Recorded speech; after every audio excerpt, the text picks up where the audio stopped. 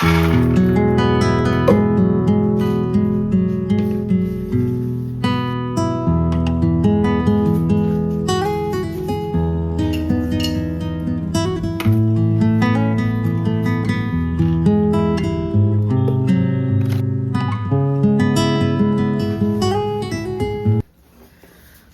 वालेकुम, कैसे हैं आप लोग।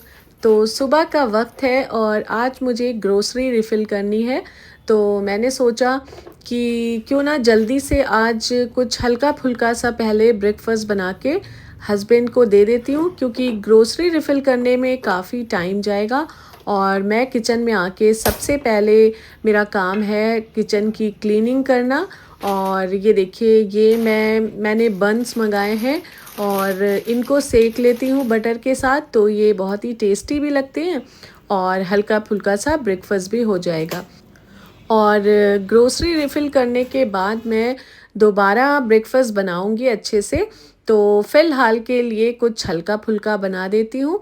तो इस तरह से मैंने बन्स को तवे पे रख दिया है और दोनों साइड से हल्का हल्का बटर लगा के सेक लूँगी। तो ये थोड़े से मीठे बन हैं, तो इनका टेस्ट बहुत ही अच्छा आता है चाय के साथ। हम लोगों को तो बहुत ज़्यादा पसंद है ये। और जो भी ये एक्स्ट्रा काम होते हैं, जैसे ग्रोसरी रिफ़िल करना या और कोई काम निकल आता है, तो मैं उन्हें सुबह करती हूँ या तो फिर रात में डिनर बनाने के बाद। और वरना दिन भर तो ये फिर टलते ही जाएंगे, क्योंकि लंच का टाइम आ जाएगा और फिर किचन भी क्लीन करना है, बर्तन वॉश करना है। तो इस तरह से बहुत सारे दिन भर काम होते हैं। तो सुबह ब्रेकफास्ट बनाने से पहले मैं ये सारे काम कर लेती हूँ। और मैं मंथली ग्रोसरी शॉपिंग नहीं करती हूँ, मैं आफ्टर 15 डेज़ करती हूँ, क्योंकि मुझे वही सही लगता है और बहुत ही इजी होता है मेरे लिए। और बिल्कुल थकान भी नहीं होती, दिमागी भी ज़हनी भी, कि एक साथ पूरे मंथ का भाई मुझे तो नहीं समझ में आता। बहुत ही मैं परेशान हो जाती थी पहले। और ये देखिए, मैं बार बार केटल के लिड को शुगर के जार में फ़िट कर रही हूँ। और बस इस तरह से हमारे बन भी बन गए हैं और इस तरफ मैंने चाय भी रख दी है।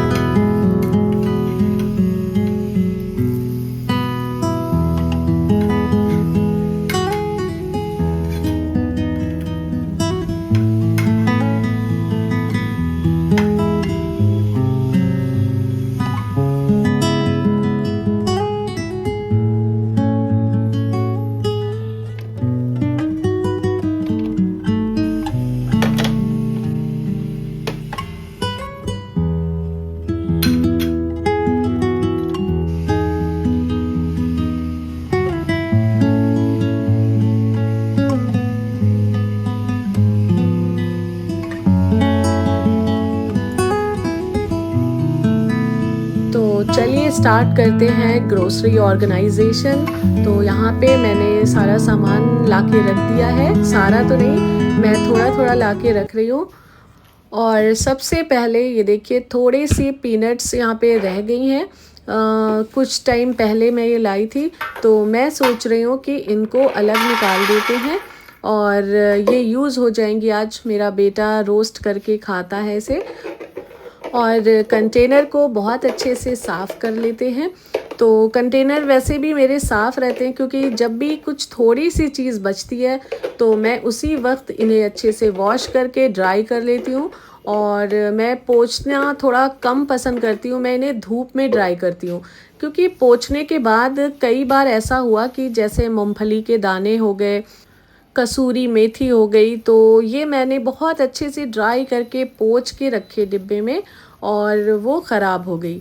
तो अब मैं ये करती हूँ कि जार्स को जैसे धोया और दो एक खाली हुए, उन्हें धोया और बहुत अच्छे से धूप में सुखा लेती हूँ। तो उससे क्या होता है कि जो चीज़ें हैं बिल्कुल भी माशाल्लाह से अब ख़राब नहीं होती। और जितनी भी पॉलीथिन्स निकल रही हैं उनको मैं रख लूँगी, क्योंकि मेरे स्लैब पे एक छोटी सी डस्टबिन है, उसके लिए ये फिट बैठेंगी सारी।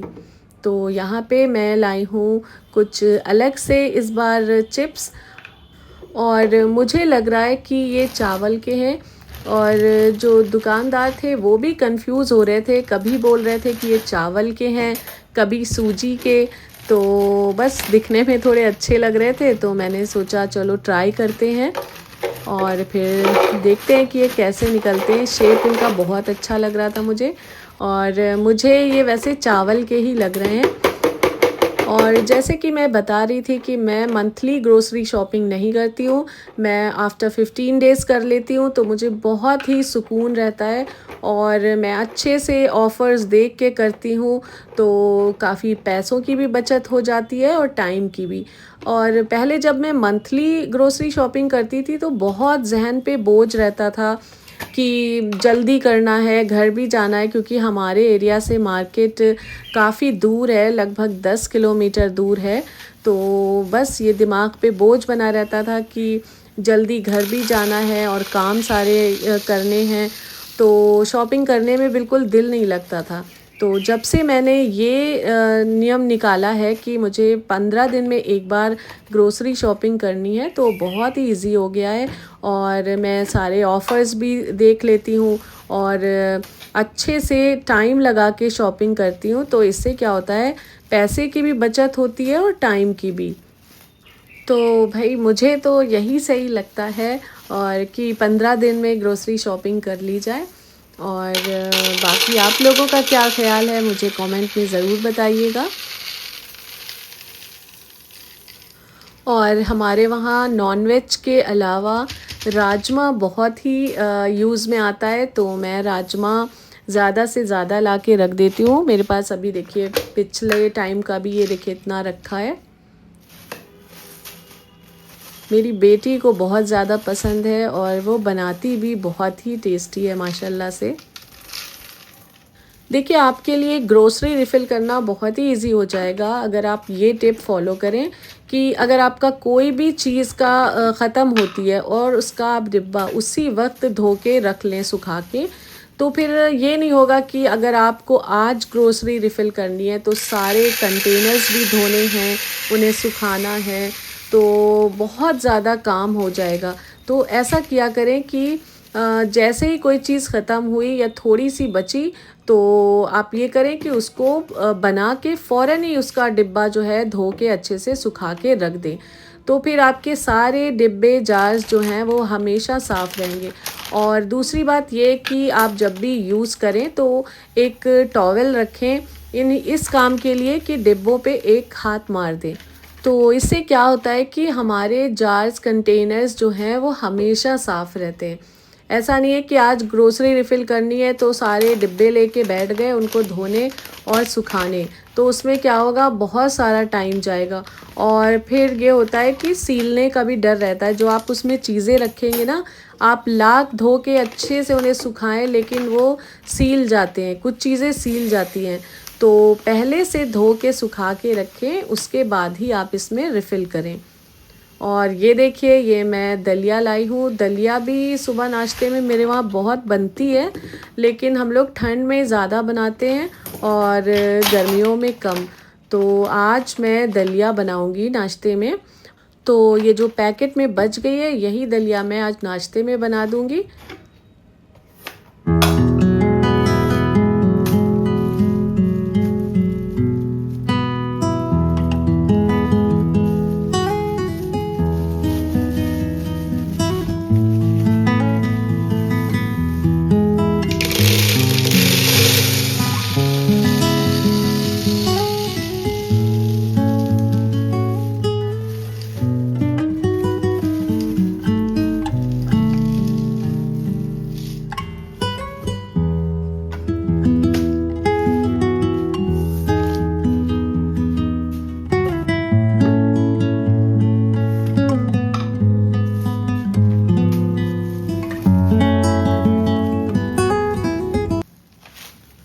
और दालें मैं थोड़ा कम लाती हूँ, कम कम क्वांटिटी में, इसलिए क्योंकि मेरे वहाँ दालें बहुत कम यूज़ में आती हैं, नॉनवेज ज़्यादा बनता है।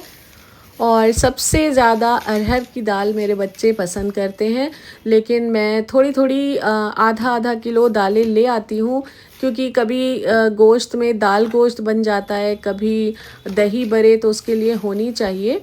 तो मैं ला के रख लेती हूँ, और ज़्यादा इसलिए नहीं लाती हूँ क्योंकि कोई खाता नहीं है, दाल बनती नहीं है तो फिर वो ख़राब हो जाएगी। और ये जो सूखी मिर्च है मैं जब भी लाती हूँ पहले इनको हल्का सा तवे पे रोस्ट कर लेती हूँ, तभी ठंडा करके इसको मैं भरती हूँ। तो ये काफ़ी टाइम तक चलती है और बिल्कुल भी सीलती नहीं है। तो इस तरह से आप लोग भी कर सकते हैं, लेकिन जब ये बिल्कुल ठंडी हो जाए पंखे के नीचे रख दीजिए रोस्ट करने के बाद, तभी इसको आप रिफ़िल करिए। और ये भुने चने तो मेरे बड़े बेटे को बहुत पसंद है, तो मैं उसके लिए लाके ज़रूर रख देती हूँ। और मैं भुने चनों को कैसे खाती हूँ, मैं थोड़ी सी इसमें किशमिश मिला लेती हूँ और उसके बाद ये बहुत टेस्टी लगते हैं। और बेसन हमेशा आप अच्छा बेसन अच्छी कंपनी का यूज़ करिए, क्योंकि दही फुल्की हो गई या आपको ढोकला बनाना है, कुछ भी बनाना है, तो उसके लिए अच्छा बेसन बहुत ज़रूरी है। तो इस बार जो दुकानदार थे वो मुझे खुला अपनी शॉप का दे रहे थे, तो मैंने उन्हें मना कर दिया कि प्राइस जब सेम है, बस 20-25 रुपए का फ़र्क है, तो मुझे मेरा पुराना ही वाला बेसन दें। और फिर मैं वही बेसन लेके आई हूँ। इसकी फुल्कियाँ हो गई और ढोकला और बहुत सारी चीज़ें बनती हैं। बेसन के लड्डू मेरी बेटी बनाती है तो बहुत ही टेस्टी बनते हैं। और इस बार फर्स्ट टाइम मेरी बेटी ये लाई है नमकीन सेवइयाँ, तो देखते हैं कि कैसे बनाती हैं वो। मैंने तो खैर नमकीन सेवइयाँ कभी नहीं खाई हैं, तो इस बार मैं क्या, मेरी बेटी जब बनाएगी तो मैं आप लोगों से भी शेयर करूँगी। उसने कोई अपनी फ्रेंड के वहाँ खाया था तो बोल रही थी मम्मा बहुत टेस्टी लगती हैं।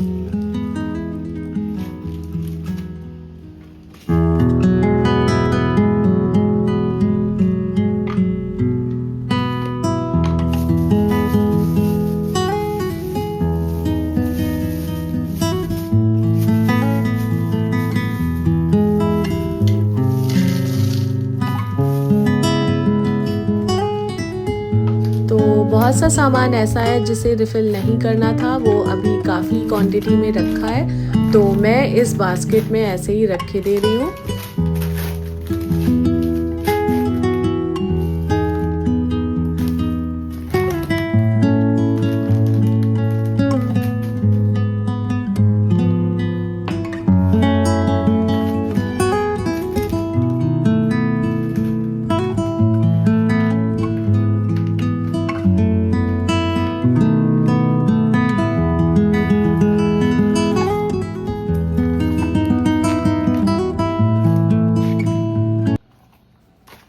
अब बारी आती है ऑयल रिफ़िल करने की। तो पहले मेरे पास ये एक स्टील की बॉटल थी, तो बहुत दिक्कत होती थी, ऑयल पैकेट में रह जाता था। तो मैंने एक ये ग्लास बॉटल मंगा ली, तो अब आराम हो गई है, एक पैकेट पूरा अच्छे से रिफ़िल हो जाता है। और इस बॉटल में पहले से ऑयल है तो काफ़ी कम गया है, और जो ग्लास वाली बॉटल है वो भी फिल हो जाएगी।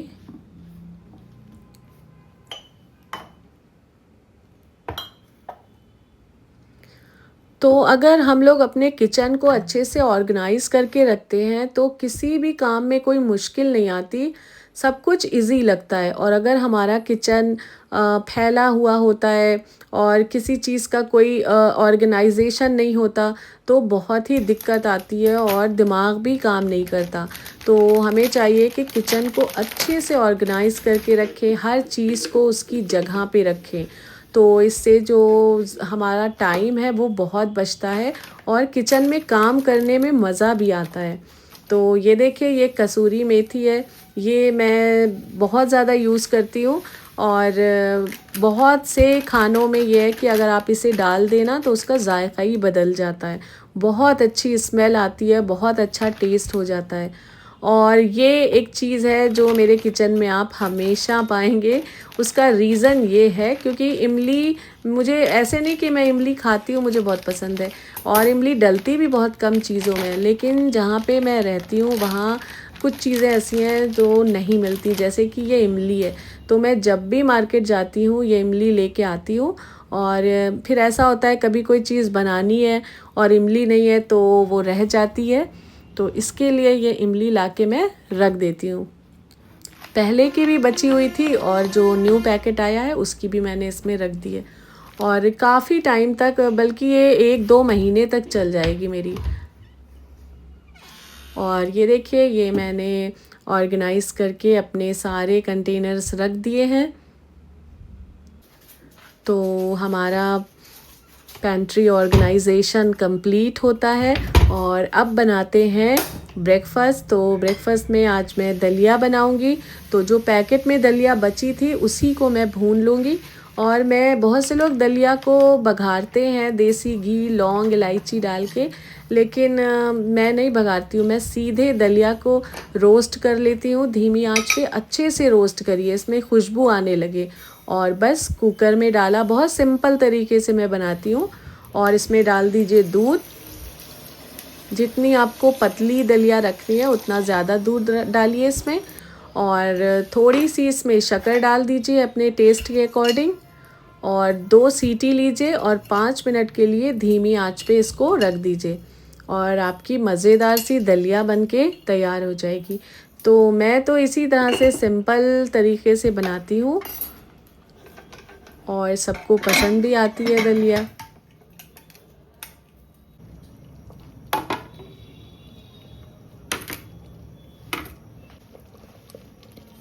तो बस यहाँ पे हमारा प्रॉपर वाला ब्रेकफास्ट भी तैयार हो चुका है, और चल के देते हैं दलिया हस्बैंड को। और बस इस व्लॉग को भी यहीं पे एंड करते हैं। अच्छा लगा हो तो लाइक कर दीजिएगा। अल्लाह हाफ़िज़।